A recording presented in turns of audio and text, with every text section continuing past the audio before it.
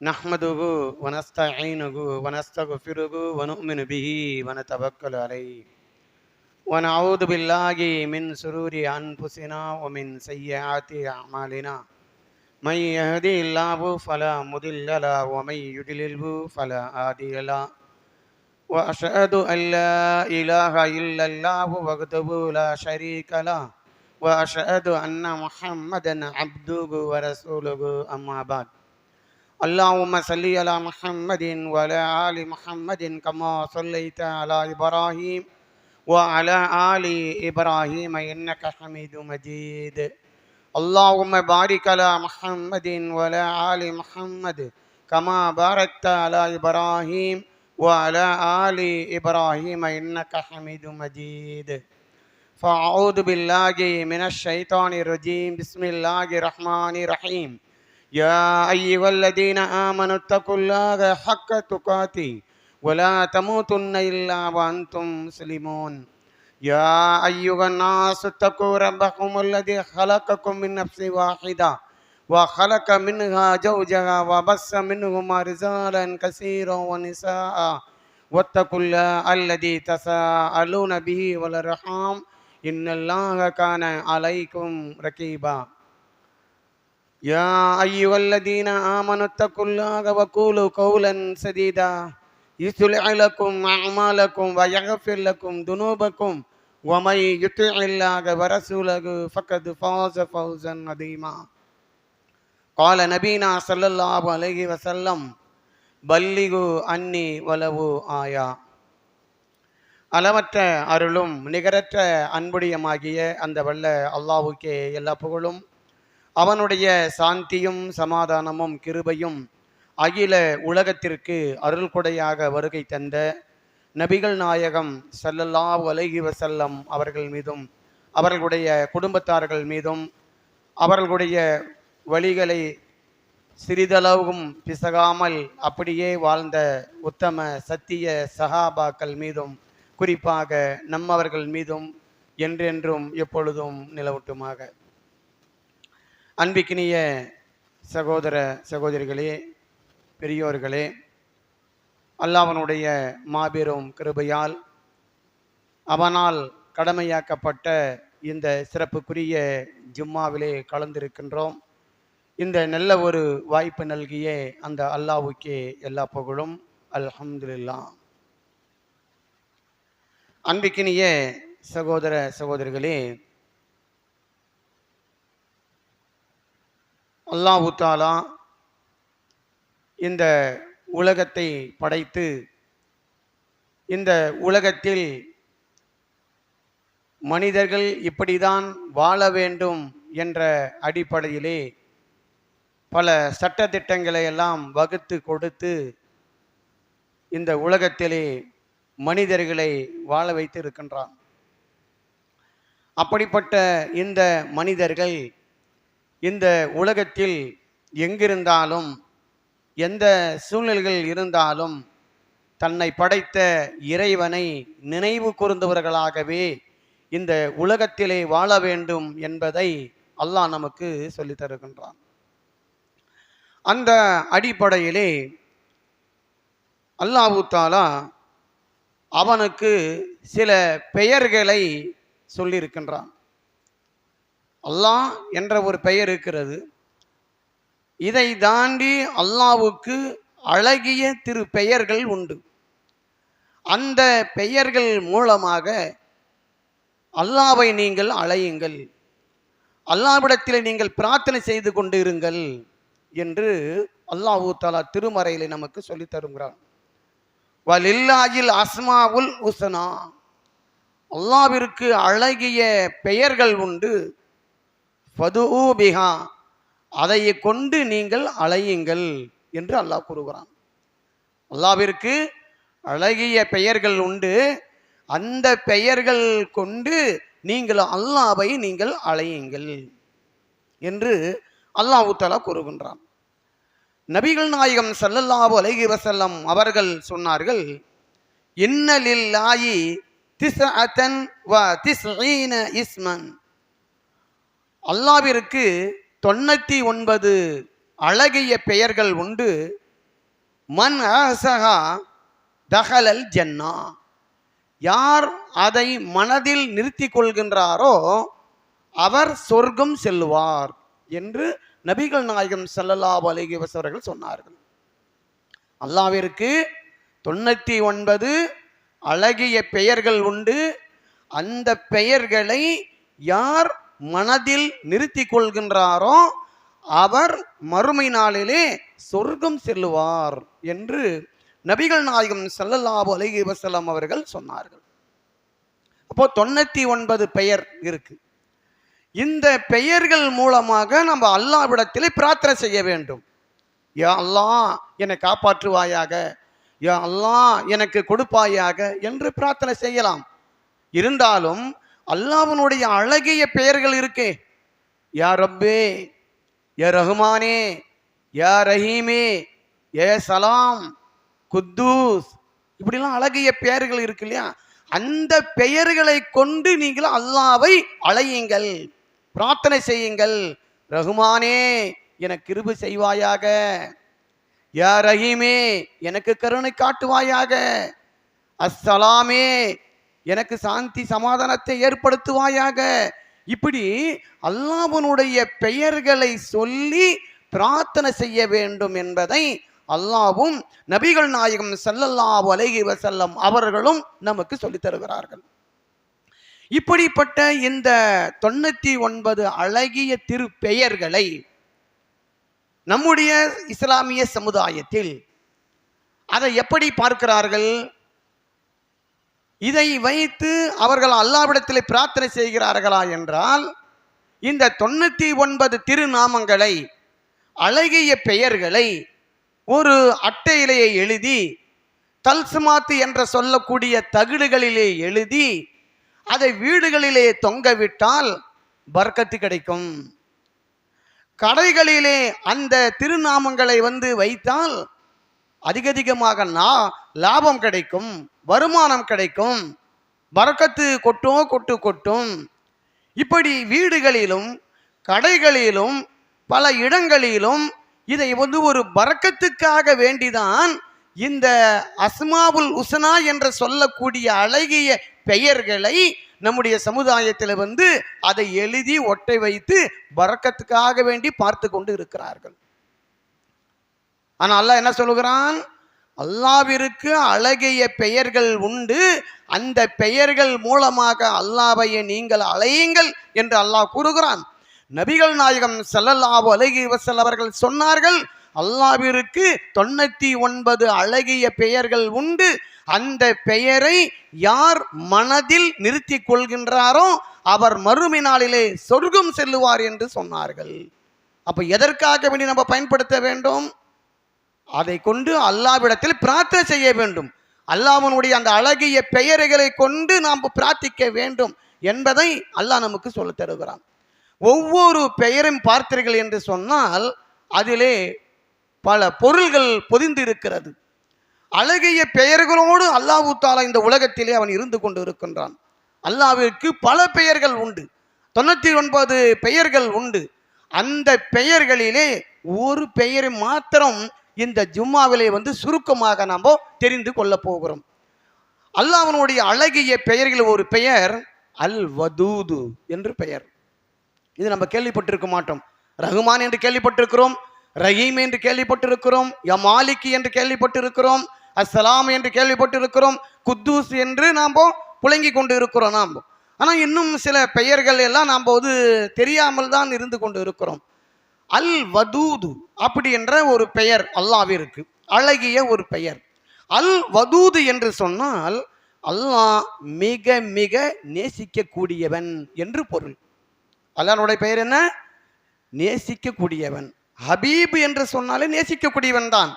ஆனால் அல் வதூது என்று சொன்னால் மிக மிக நேசிக்கக்கூடியவன், அன்பு கலந்து நேசிக்கக்கூடியவன், இரக்கம் கலந்து நேசிக்கக்கூடியவனுக்கு பெயர்தான் அல் வதூது என்று அல்லாஹ் தஆலா நமக்கு சொல்லித் தருகின்றான். பாருங்கள், அல்லாஹ் தஆலா தன்னுடைய பெயரையே எப்படி வைத்திருக்கிறான்?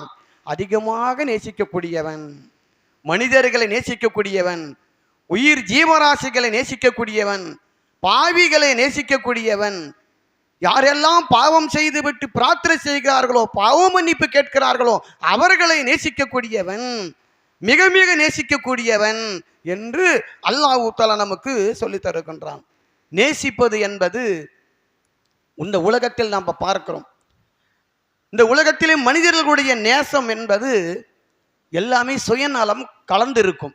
எந்த நேசம் எடுத்துக்கொண்டாலும் சரி, ஒரு கணவன் ஒரு மனைவி நேசிக்கக்கூடியவராக இருந்தாலும் சரி, ஒரு மனைவி தன்னுடைய கணவனை நேசிக்கக்கூடியவளாக இருந்தாலும் சரி, ஒரு நண்பன் இன்னொரு நண்பனை நேசிக்கக்கூடியவனாக இருந்தாலும் சரி, பெற்றோர்கள் மகனை நேசிக்கக்கூடியவர்களாக இருந்தாலும் சரி, மகன்கள் பெற்றோர்கள் நேசிக்கக்கூடியவர்களாக இருந்தாலும் சரி, இதில் எல்லாமே சுயநலம் கலந்து இருக்கு இல்லையா? சுயநலத்தோடு தான் இந்த உலகத்திலே மனிதர்கள் ஒவ்வொரு உறவையும் நேசிக்கிறார்கள். யாருமே இல்லை என்று சொல்ல முடியாது. அது எந்த மனிதனாக இருந்தாலும் சரி, அவனுடைய உள்ளத்திலே கொஞ்சம் சுயநலம் இருக்கும், ஏதாவது ஒரு காரணம் இருக்கும், அதனால் அவனை நேசிக்கின்றான்.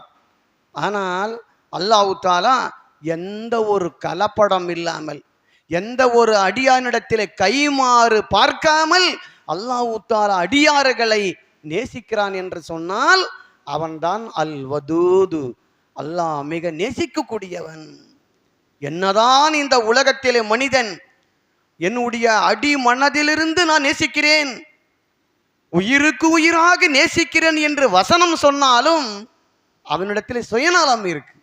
மனிதனிடத்தில் சுயநலத்தோடு தான் ஒரு மனிதனை பழகுகிறான், பேசுகின்றான். அது கணவன் மனைவியாக இருந்தாலும் சரி, நண்பர்கள் மத்தியிலாக இருந்தாலும் சரி, பெற்றோர்கள் மத்தியில் இருந்தாலும் சரி, மகன்கள் மத்தியில் இருந்தாலும் சரி, அங்கு ஒரு சுயநலம் கலந்திருக்கு. ஆனால் இறைவன், அகில உலகத்தை படைத்த இறைவன், அண்ட சராசரங்களை படைத்த இறைவன் எதற்காக வேண்டி நேசிக்க வேண்டும் மனிதர்களை? ஏதாவது கைமாறு பார்க்கின்றானா? ஏதாவது எதிர்பார்க்கின்றானா? இவனை நேசித்தால் இவனுக்கு ஏதாவது கிடைக்கும் என்று இறைவன் எதிர்பார்க்கிறானா என்றால் நிச்சயமாக கிடையாது. அப்போ அல்லாஹ் நேசிக்கிறான் என்று சொன்னால் அவன் யார்? அல் வதூது, அவன் மிக மிக நேசிக்கக்கூடியவனாக இருக்கிறான், கருணை உள்ளவனாக இருக்கின்றான், அவன் எல்லா விதமான பரக்கத்தையும் கொடுக்கக்கூடியவனாக இருக்கிறான் என்று அல்லாஹ் தஆலா சொல்லி காமிக்கிறான். எந்த அளவுக்கு அல்லாஹ் தஆலா நேசிக்கிறான் என்றால், நபிகள் நாயகம் ஸல்லல்லாஹு அலைஹி வஸல்லம் அவர்கள் மிஹ்ராஜ் என்ற ஒரு பயணத்திற்கு சென்றார்கள். 7 வானத்தை கடந்து சென்ற ஒரு பயணம் மிஹ்ராஜ் என்ற ஒரு பயணம். அந்த பயணத்தில் நடந்த சில விஷயங்களை நமக்கு சொல்லி தந்தார்கள். அதிலே ஒன்று சொன்னார்கள், அங்கு வானவர்கள் அணி அணியாக நின்று அல்லாஹ்வை வணங்கி கொண்டிருந்தார்கள். அதாவது ஒரு அங்குலம் கூட இடைவெளி இல்லாமல் அவ்வளவு நெருக்கமாக அந்த வானவர்கள் அல்லாஹ்வை வணங்குவதை நான் பார்த்து கொண்டிருந்தேன். அப்படி என்று நபி ஸல்லல்லாஹு அலைஹி வஸல்லம் சொல்லி காமிக்கிறார்கள். அப்படிப்பட்ட அந்த வானவர்கள் எப்பொழுதும் வணங்கி கொண்டிருக்கிற அந்த வானவர்களை பார்த்து அல்லாஹ் தஆலா இவர்களை நான் நேசிக்கிறேன் என்று சொல்லவில்லை. ஆனால் இந்த உலகத்திலே அதிகமான பாவங்கள் செய்து கொண்டிருக்கிற இந்த மனிதர்களை, அடியார்களை பார்த்து நான் நேசிக்கிறேன் என்று அல்லாஹ் சொல்லுகிறான் என்று நபிகள் நாயகம் ஸல்லல்லாஹு அலைஹி வஸல்லம் அவர்கள் சொல்லி காமிக்கிறார்கள். என்று சொன்னால் ஏன் நேசிக்க வேண்டும் அல்லாஹ் தஆலா மனிதர்களை? அவனுடைய பெயரே அல் வதூத் என்று வைத்துக் கொண்டான். அவனுடைய பெயரே அஸ்ஸலாம் என்று வைத்துக் கொண்டான். அஸ்ஸலாம் என்று சொன்னால் என்ன அர்த்தம்? சாந்தி சமாதானத்தை ஏற்படுத்தக்கூடியவன் என்று பொருள். அவனுடைய பெயர்கள் எல்லாமே பார்த்தீர்கள் என்றால் அற்புதமாக இருக்கும். அவனுடைய பெயர் அஸ்ஸலாம், எந்த அளவுக்கு அழகான பெயர்! அல்லாஹ்வுடைய பெயர் அஸ்ஸலாம், நிம்மதி அளிக்கக்கூடியவன், சாந்தி சமாதானத்தை ஏற்படுத்தக்கூடியவன், மகிழ்ச்சி ஏற்படுத்தக்கூடியவன் அஸ்ஸலாம். அதிலிருந்து வந்ததான் இஸ்லாம். மார்க்கத்தை, இஸ்லாம் என்ற மார்க்கத்தை வழங்கியிருக்கிறான். சாந்தி சமாதானத்தை போதிக்கக்கூடிய மார்க்கத்தை வழங்கியிருக்கிறான். அந்த இஸ்லாத்தை பின்பற்றக்கூடியவர்களுக்கு பெயர் முஸ்லிம். முஸ்லிம் என்று சொன்னால் கட்டுப்படக்கூடியவன், சாந்தி சமாதானத்தில் இருக்கக்கூடியவன், மக்களுக்கு மத்தியிலே அமைதி ஏற்படுத்தக்கூடியவன், சாந்தி சமாதானத்தை ஏற்படுத்தக்கூடியவன் என்று பொருள். அப்ப அதிலிருந்து வந்ததுதான் அஸ்ஸலாம். அல்லாஹ் தஆலா அமைதி ஏற்படுத்தக்கூடியவன், சாந்தமானவன், அமைதியானவன் என்று பொருள். இப்படி அல்லாஹ் தஆலா அவனுடைய பண்புகளை பெயர்களாகவே நமக்கு அல்லாஹ் சொல்லி தருகின்றான். நபிகள் நாயகம் ஸல்லல்லாஹு அலைஹி வஸல்லம் அவர்கள் சொன்னார்கள், அல்லாஹ் தஆலா கூறுவானாம், ஜிப்ரீல் அலைஹிஸ்ஸலாத்திலே கூறுவானாம், இன்னார் அடியாரை நான் நேசிக்கின்றேன், நீயும் நேசி என்று சொல்லுவான் அல்லாஹ். இந்த அடியாரை நான் நேசிக்கிறேன், நீயும் நேசி. அதே மாதிரி மற்ற வானவர்களுக்கும் சொல்லி சொல்லி அவர்கள் நேசி என்று சொல்லு என்று ஜிப்ரீல் அலைஹிஸ்ஸலாம் அவர்களுக்கு அல்லாஹ் தஆலா சொல்லுவான் என்பதையும் நபிகள் நாயகம் ஸல்லல்லாஹு அலைஹி வஸல்லம் சொல்லி காமிக்கிறார்கள். என்று சொன்னால் அல்லாஹ் தஆலா எப்படிப்பட்டவன்? அல் வதூது, அவன் மிக மிக நேசிக்கக்கூடியவனாக இருக்கிறான். ஒரு தடவை அலி ரலியல்லாஹு அன்ஹு அவர்கள் சொன்னார்கள், மறுமை நாளிலே என்னை பற்றி விசாரிப்பதற்காக என்னுடைய பெற்றோர்களை அல்லாஹ் தஆலா நியமித்தான் என்று சொன்னால் அதை நான் மறுத்து விடுவேன். யாராவது மறுப்பார்களா? மறுமை நாளிலே பெற்றோர்கள் நீ விசாரித்துக்கொள், மகன்களை விசாரித்துக்கொள் என்று சொன்னால் யாராவது வேண்டாம் என்று சொல்லுவார்களா? பரவாயில்லை, அல்ஹம்துலில்லாஹ், நம்முடைய தாய் தந்தை நம்முடைய விசாரித்து எப்படியாவது சொர்க்கத்திற்கு அனுப்பிவிடுவாங்க, அப்படிதான் நினைப்பார்கள். அலி ரலியல்லாஹு அன்ஹு சொல்லுகிறார்கள், மறுமை நாளிலே அல்லாஹ் தஆலா என்னை விசாரிப்பதற்காக என்னுடைய பெற்றோர்களை நியமித்தால் நான் அதை மறுத்து விடுவேன்.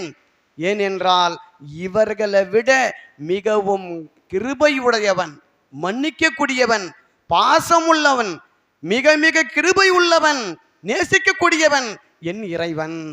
அவன் என்னை விசாரித்தால் போதும் என்று அலி ரலியல்லாஹு அன்ஹு அவர்கள் சொல்லி காமிக்கிறார்கள். என்று சொன்னால் அவர்களும் அல்லாஹ்வை பற்றி அழகாக புரிந்து வைத்திருக்கிறதை நாம் பார்க்கின்றோம். இப்படிப்பட்ட இந்த இறைவன் யாரை நேசிக்கின்றான்? எப்படிப்பட்டவர்கள் நேசிக்கிறான்? எல்லாரையும் நேசிப்பானா? இந்த உலகத்தில் இருக்கிற மக்களை நேசிக்கிறான், அது வேற விஷயம். ஆனால் உண்மையாகவே நேசித்து அவர்கள் அருள் கொடுக்கக்கூடியவன், உதவி செய்யக்கூடியவன், அவனுக்கு ஆபத்தான வர நேரத்தில் அதிலிருந்து காப்பாற்றக்கூடியவனாக இருக்கிறான் இறைவன். அப்படிப்பட்ட அந்த இறைவன் யாருக்கு யாரையை நேசிக்கின்றான் என்று அல்லாஹ் சொல்லி காமிக்கும் பொழுது, இன்னல்லதீன ஆமனு வ அமில ஸாலிஹாத், யார் ஈமான் கொண்டு நல்ல அமல்களை செய்து கொண்டு நற்கர்மங்களை செய்து கொண்டு யார் இருக்கிறார்களோ, யஜஅல் லஹுமுர் ரஹ்மானு உத்தா, விரைவாகவே ரஹ்மான் ஆகிய அந்த இறைவன் அவர்களுக்கு நல்ல ஒரு வழியை காமிப்பான், அவர்களுக்கு நல்லதையை ஏற்படுத்துவான் என்று அல்லாஹ் தஆலா சொல்லி காமிக்கிறான். என்றால் யாருக்கு அந்த நேசம் கிடைக்கும்? இறைவனுடைய நேசம் யாருக்கு கிடைக்கும் என்றால், இந்த உலகத்திலே ஈமான் கொண்டு வாழ்ந்து கொண்டு இருக்கிறார்களே, அல்லாஹ் ஒருவன் இருக்கிறான், மரணித்து விட்ட பிறகு மறுமை நாள் ஒன்று இருக்கிறது, அதை நம்பி இந்த உலகத்திலே வாழ்ந்து கொண்டு இருக்கிறார்களே, அப்படிப்பட்ட ஈமான் கொண்டவர்களுக்கு, நற்கர்மங்கள் செய்து கொண்டவர்களுக்கு அல்லாஹ்வுடைய நேசம் கிடைக்கும் என்பதை அல்லாஹ் நமக்கு சொல்லி தருகின்றான். யாரையெல்லாம் அல்லாஹ் தஆலா அதிகமாக நேசிக்கிறான் என்று திருக்குர்ஆனில் அல்லாஹ் தஆலா நமக்கு பட்டியலிட்டு சொல்லி தருகின்றான்.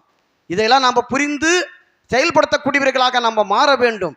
ஏனென்றால் அல்லாஹ்வுடைய நேசம் நமக்கு கிடைக்க வேண்டும், அல்லாஹ்வுடைய அருள் நமக்கு கிடைக்க வேண்டும், அல்லாஹ்வுடைய நேர்வழி நமக்கு கிடைக்க வேண்டும். எல்லா நேரங்களிலும் அல்லாஹ்வுடைய அந்த அருள் நமக்கு கிடைத்து கொண்டே இருக்க வேண்டும்.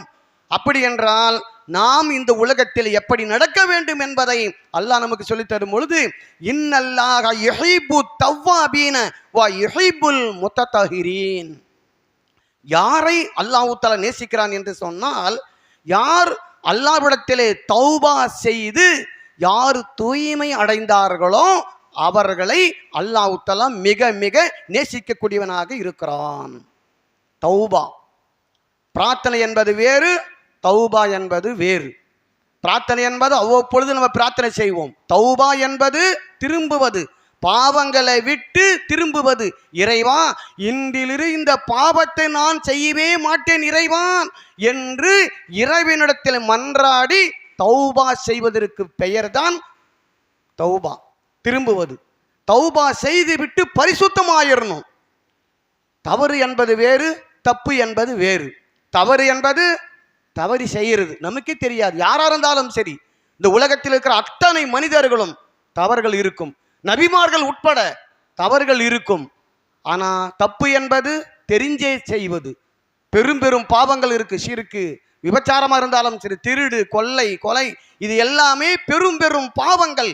இது தெரிந்தே செய்வது.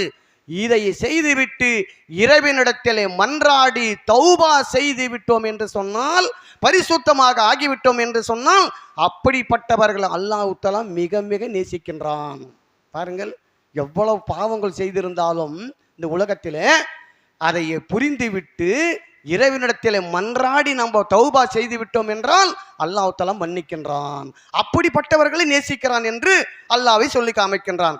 அதே மாதிரி வல்லாஹு யுஹிப்பு ஸாபிரீன், யார் பொறுமையாக இருக்கிறார்களோ, யார் பொறுமை மேற்கொள்கிறார்களோ அவர்களையும் அல்லாஹ் தஆலா விரும்புகின்றான், நேசிக்கின்றான் என்று சொன்னார்கள். பொறுமை, நம்முடைய வாழ்க்கையில பொறுமை இருக்க வேண்டும், நிதானம் இருக்க வேண்டும். எடுத்துமோ கவிழ்த்துமோ என்று இருக்கக்கூடாது. ஒரு மூமினுடைய பண்பு பொறுமை இருக்கணும், சபுர் என்ற அந்த பொறுமை இருக்கணும். நம்முடைய பேச்சிலே, நம்முடைய நடையிலே, நம்முடைய வியாபாரத்திலே, நம்முடைய கொடுக்கல் வாங்கல்ல, எல்லா இடத்திலும் எல்லா துறையிலும் பொறுமை கையாள வேண்டும். எடுத்துமோ கவிழ்த்துமோ இருந்துவிடக் கூடாது.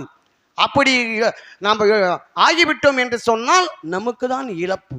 அதனால நம்முடைய வாழ்க்கையில பல்வேறுபட்ட துன்பங்கள், துயரங்கள், சோதனைகள், இழப்புகள் எல்லாமே ஏற்படும். பொறுமை கையாண்டோம் என்று சொன்னால் அப்படிப்பட்டவர்களை அல்லாஹ் தஆலா விரும்புகின்றான். யார் அவசரப்படுகிறார்களோ, அவசரம் என்பது ஷைத்தானுடைய குணம், பொறுமை என்பது அல்லாஹ்வுடைய குணம். அதனாலதான் மனிதன் பொறுமையை இழந்து அவன் என்னென்னவோ செய்து விடுகின்றான். அவன் ஷைத்தானுடைய குணம் அது. பொறுமை இருக்கணும். ஒரு மூமினுடைய மிக முக்கியமான பண்பு பொறுமை. அந்த பொறுமை யார் காக்கின்றாரோ அவரையும் அல்லாஹ் தஆலா விரும்புகின்றான் என்று அல்லாஹ் தஆலா சொல்லி காமிக்கின்றான். அதே போன்று இன்னல்லாஹ யுஹிப்புல் முத்தகீன், இறையச்சம் உள்ளவர்களை அல்லாஹ் தஆலா நேசிக்கின்றான். யாரு இறையச்சம் உள்ளவர்களாக இருக்கிறார்களோ, அல்லாஹ்வுக்கு பயந்து எந்த நேரத்திலும் என்னுடைய இறைவன் கண்காணித்து கொண்டிருக்கிறான், என்னை பார்த்து கொண்டிருக்கிறான் என்று இறையச்சத்தோடு வாழ்கிறாரோ அவரையும் அல்லாஹ் தஆலா நேசிக்கின்றான். நேசிக்கிறான் என்றால் அர்த்தம் என்ன? அர்த்தம் நேசிக்கிறான் என்றால் நாம் எங்கெங்கு போகிறோமோ அல்லாஹ்வுடைய உதவி நமக்கு கிடைக்கும். அதான் நேசம் என்றது. நேசிக்கிறான் என்றால் என்னன்னா, நாம் எங்கெங்கு இருக்கிறோமோ, எந்த வியாபாரத்தில் இருக்கிறோமோ, எங்கேயாவது கஷ்டமான சூழ்நிலையில் இருக்கின்றோமோ அந்த இடத்திலெல்லாம் இறைவன் நமக்கு இருந்து துணை புரிவான், உதவி செய்வான், ஒரு வழியை காமிப்பான். ஒரு இக்கட்டான சூழ்நிலையில இருந்து கொண்டு இருக்கும் பொழுது அல்லாஹ்வுக்கு பயந்து நாம் இருந்து கொண்டு இருக்கிறோம், பிரார்த்தனை செய்கிறோம் என்றால் நிச்சயமாக அல்லாஹ் தஆலா ஏதோ ஒரு விதத்தில் உதவி செய்வான். யாருக்கு? இறையச்சம் உள்ளவருக்கு தான். என்னுடைய இறைவன் என்னை காப்பாற்றுவான், என்னுடைய இறைவன் எனக்கு ஏதாவது உதவி செய்வான், ஏதோ ஒரு வழி காமிப்பான். நான் இக்கட்டான ஒரு சூழ்நிலையில் இருக்கிறேன், நான் எப்படியாவது எனக்கு வழி காமிப்பான் என்று உறுதியோடு இறையச்சத்தோடு யார் இருக்கிறாரோ நிச்சயமாக உதவி செய்வான். அல்லாஹ் தஆலா அவர்களையும் நேசிக்கின்றான் என்று அல்லாஹ் தஆலா நமக்கு சொல்லித் தருகின்றான். இப்படி ஒவ்வொரு மூமின்களையும் மனிதர்களையும் அல்லாஹ் தஆலா நேசிக்கக்கூடியவனாக இருக்கின்றான். ஒரு மனிதனை அல்லாஹ் தஆலா நேசித்து விட்டான் என்று சொன்னால், நபிகள் நாயகம் ஸல்லல்லாஹு அலைஹி வஸல்லம் சொன்னார்கள், அந்த மனிதனுடைய கேட்கின்ற செவியாக அல்லாஹ் மாறிவிடுகின்றான், அந்த மனிதனுடைய பார்க்கின்ற கண்களாக மாறிவிடுகின்றான், அந்த மனிதனுடைய பிடிக்கின்ற கரங்களாக அல்லாஹ் மாறிவிடுகின்றான், அந்த மனிதனுடைய நடக்கின்ற காலாக அவன் அல்லாஹ் மாறிவிடுகின்றான் என்று நபிகள் நாயகம் ஸல்லல்லாஹு அலைஹி வஸல்லம் சொன்னார்கள். இது எப்படி நம்ம புரிந்து கொள்வது? ஒரு மனிதனை, ஒரு அடியானை அல்லாஹ் நேசித்து விட்டான் என்று சொன்னால் அவன் பார்க்கும் பார்வையாக ஆகிவிடுகிறான் என்று சொன்னால் அவனுடைய பார்வை நல்ல பார்வையாக இருக்கும்.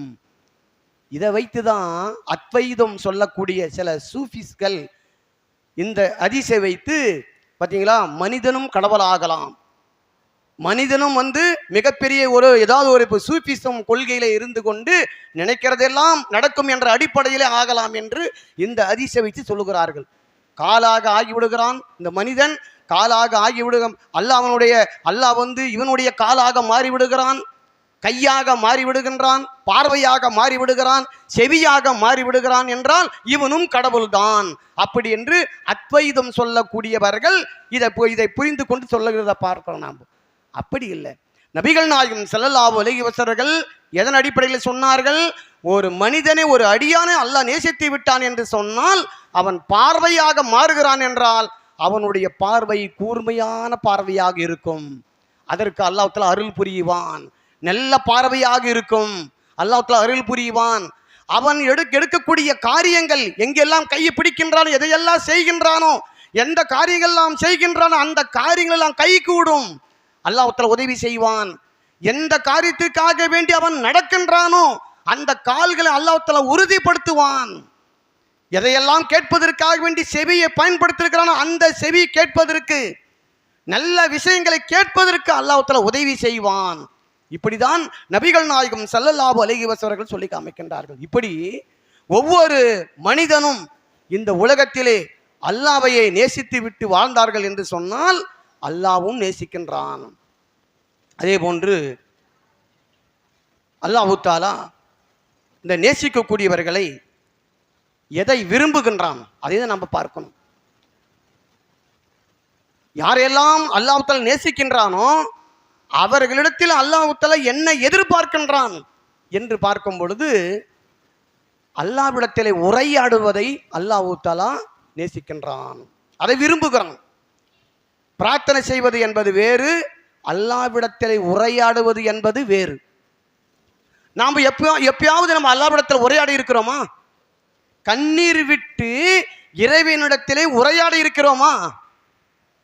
இல்லை, தெரியாது. நமக்கு பிரார்த்தனை செஞ்சிருக்கிறோம், இறைவா என்னை காப்பாற்று, சொர்க்கத்தை கொடு, எனக்கு நல்ல வியாபாரத்தில் பரக்கத்தை ஏற்படுத்து, எங்களுடைய குழந்தைகளை காப்பாற்று, என்னுடைய மனைவி கண்குளிர்ச்சி ஏற்படுத்து, பரக்கத்தை ஏற்படுத்து. இப்படிதான் நம்முடைய பிரார்த்தனை இருந்து கொண்டு இருக்கிறது. ஆனால் உரையாடுவது என்பது அல்லாஹ் தஆலா அதை விரும்புகின்றான். எப்படி உரையாடுவது? அல்லாஹ்விடத்திலே அல்லாஹ் தஆலா திருமறையிலே நமக்கு சொல்லித் தருகின்றான். பிரார்த்தனை என்பது வேறு, அல்லாஹ்விடத்திலே உரையாடுவது என்பது வேறு. மரியம் அலைஹிஸ்ஸலாம் அவர்களுடைய தாயை பற்றி திருக்குர்ஆனிலே சூரத்துல் ஆல இம்ரானிலே சொல்லித் தருகிறான். சூரத்துல் ஆல இம்ரானிலே மரியம் அலைஹிஸ்ஸலாம் அவர்களை பற்றியும் அவருடைய தாயாரை பற்றியும் அல்லாஹ் நமக்கு சொல்லித் தரும் பொழுது, மரியம் அலைஹிஸ்ஸலாமுடைய தாயார் கர்ப்பமாக இருக்கிறார்கள். அவர்கள் நினைக்கிறார்கள், ஒரு நியத்து வைக்கிறார்கள், எனக்கு பிறக்கின்ற குழந்தை ஆண் குழந்தையாக இருக்க வேண்டும், அந்த குழந்தையை அல்லாஹ்விற்காக வேண்டி அல்லாஹ்வுடைய பாதையில விடுவதற்காக வேண்டி நான் நியத்து வைக்கிறேன், நேர்ச்சி செய்திருக்கிறேன் என்று இருக்கும் பொழுது, ஆனால் அவருக்கு பிறந்ததும் பெண் பிள்ளை. இதை உரையாடுகிறார்கள். இதை அவர்கள் தன்னந்தனியே இருந்து பள்ளிவாசலில் இருந்து அவர்கள் உரையாடுகிறார்கள். அவர்கள், எனக்கு நான் நினைத்தது ஆண் குழந்தையாக இருக்குமோ என்று நினைத்தேன், ஆனால் பிறந்ததோ பெண் குழந்தை. சம்மியத்து மரியம், அந்த பெண் குழந்தைக்கு மரியம்பு என்று நான் பெயர் வைத்து விட்டேன் இறைவா என்று அவர்கள் இறைவனிடத்திலே உரையாடினதை அல்லாஹ் தஆலா திருக்குர்ஆனிலே பதிவு செய்து நமக்கு சொல்லுகிறான் என்று சொன்னால் என்ன காரணம்? மரியமினுடைய தாயார் அவர்கள் தூதர்கள், அவர் நபிமார்களா? இல்லை. அவர்களுடைய வரலாறை நமக்கு பதிவு செய்து அல்லாஹ் தஆலா சொல்லுகிறான் என்று சொன்னால் அந்த உரையாடலை அல்லாஹ் தஆலா விரும்புகின்றான். அய்யூப் அலைஹிஸ்ஸலாம் அவர்கள் கூட அல்லாஹ்விடத்திலே அவர்கள் உரையாடினார்கள். அவர்கள் கடுமையான ஒரு நோய் வந்தது, கடுமையான நோயால் பீடிக்கப்பட்டார்கள். சொல்லுவார்கள், சில கதைகள் சொல்லுவார்கள், அய்யூப் நபிக்கு பயங்கரமான நோய், அவருடைய உடலெல்லாம் நோய் ஏற்பட்டு புழு அரித்தது. அவரை ஊருக்கு வெளியிலே ஒரு குடிசிலே தங்க வைத்தார்கள், யாரும் மக்களும் தீண்ட மாட்டார்கள் என்றெல்லாம் ஒரு கதை சொல்லுவார்கள். அது ஹதீஸிலும் எந்த ஒரு ஆதாரமும் கிடையாது. கடுமையான நோய் வந்தது, அவ்வளவுதான் ஹதீஸ். குர்ஆன் வசனத்தில் பார்க்கும் பொழுது அய்யூப் அலைஹிஸ்ஸலாம் அவர்களுக்கு கடுமையான ஒரு நோய் ஏற்பட்டது. அந்த நேரத்திலே அய்யூபு இது நாதா ரப்பஹு அன்னி மஸ்ஸனி துர்ர வ அன்த அர்ஹமுர் ராஹிமீன். அய்யூப் அலைஹிஸ்ஸலாம் அவர்கள் அல்லாஹ்விடத்திலே உரையாடினார்கள், பிரார்த்தனை செய்யவில்லை. இறைவா எனக்கு இப்படிப்பட்ட நோய் வந்து விட்டது, இறைவா என்னை காப்பாற்று, என்னை காப்பாற்று என்று அவர்கள் கதறவில்லை. என்ன சொன்னார்கள்? அல்லாஹ்விடத்திலே உரையாடினார்கள். இறைவா எனக்கு நோயினால் நான் துன்பத்திற்கு ஆளாக்கப்பட்டு கொண்டிருக்கிறேன், நோயினால் எனக்கு துன்பம் நேரிட்டிருக்கிறது, அந்த அர்ஹமுர் ராஹிமீன், நீதான் கிருபையாளனுக்கு எல்லாம் மிக கிருபை உள்ளவன் இறைவா. பிரார்த்தனை இல்லை, உரையாடுகிறார்கள். அந்த உரையாடலை அல்லாஹ் தஆலா நமக்கு பதிவு செய்து காமிக்கின்றான். அதே மாதிரி நபிகள் நாயகம் ஸல்லல்லாஹு அலைஹி வஸல்லம் அவர்கள் தாயிஃப் நகரத்துக்கு சென்றார்கள். மக்காவில் எடுத்து சொல்கிறார்கள். அங்கு அடிக்கிறார்கள், உதைக்கிறார்கள், யாரும் ஏற்றுக்கொள்ளவில்லை. சரியான முறையில் மக்கள் ஏற்றுக்கொள்ளவில்லை இந்த கொள்கையை, இந்த தௌஹீது கொள்கையை. பக்கத்தில் இருக்கிற தாயிஃப் நகரத்திற்காவது சொல்லலாம், அங்கு மக்கள் கேட்பார்கள் என்று யாரோ சொன்னார்கள் என்பதற்காக நபிகள் நாயகம் ஸல்லல்லாஹு அலைஹி வஸல்லம் அவர்கள் அந்த தாயிஃப் நகரத்திற்கு செல்கிறார்கள். அந்த தாயிஃப் நகரத்தில் அந்த மக்கள் உள்ளவே விடல, ஊர் உள்ளவே விடல, அடித்து துரத்துகிறார்கள். அவர்கள் சிறுவர்களுடைய கையிலே கற்களை கொடுத்து அடிக்கிறார்கள், அடிக்க வைக்கப்பட்டார்கள்.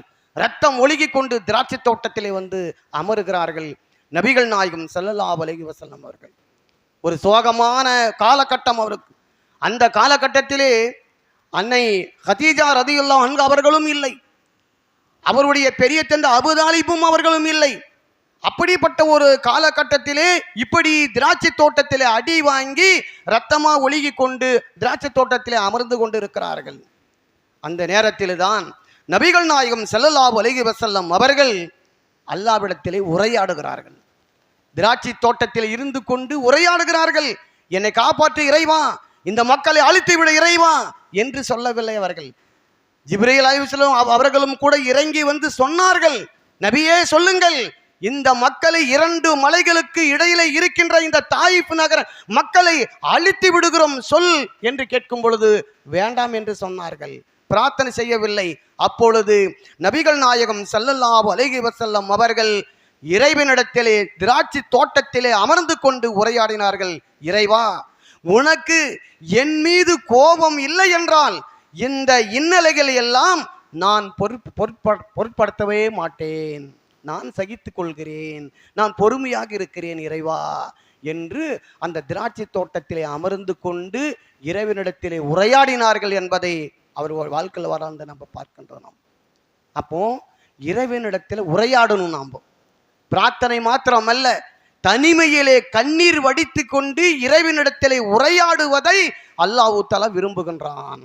நபிமார்கள் உரையாடினார்கள், நல்லடியார்கள் உரையாடினார்கள், பெரிய பெரிய இமாம்கள் உரையாடினார்கள்.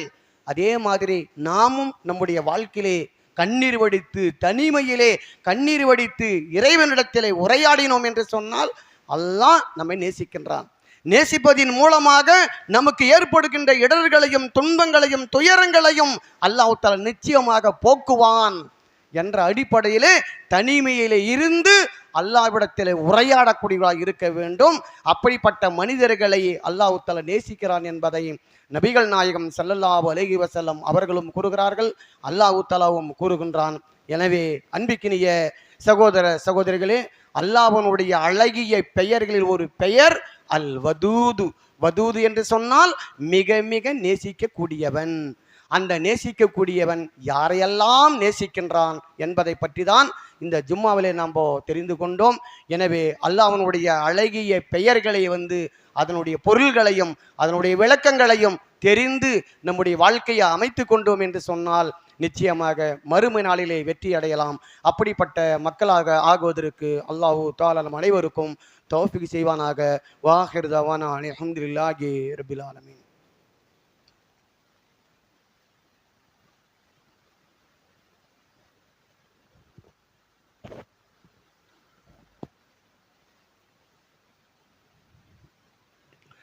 அல்ஹம்துலில்லாஹி ரப்பில் ஆலமீன் வஸ்ஸலாத்து வஸ்ஸலாமு அலா ரசூலில் கரீம். அம்மா பாத். அன்பிக்கினிய சகோதர சகோதரிகளே, அல்லாஹ்விற்கு 99 அழகிய பெயர்கள் உண்டு.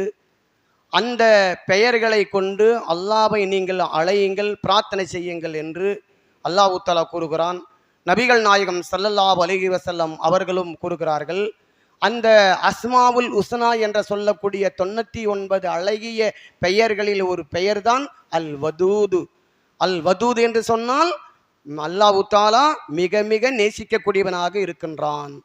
அன்பு உள்ளவனாக, பாசம் உள்ளவனாக, கிருபை உள்ளவனாக இருந்து மனிதர்களை, அடியார்களை நேசிக்கக்கூடியவனாக இருக்கிறான் என்பதை நாம் இந்த ஜும்மாவிலே பார்த்து கொண்டு வருகின்றோம்.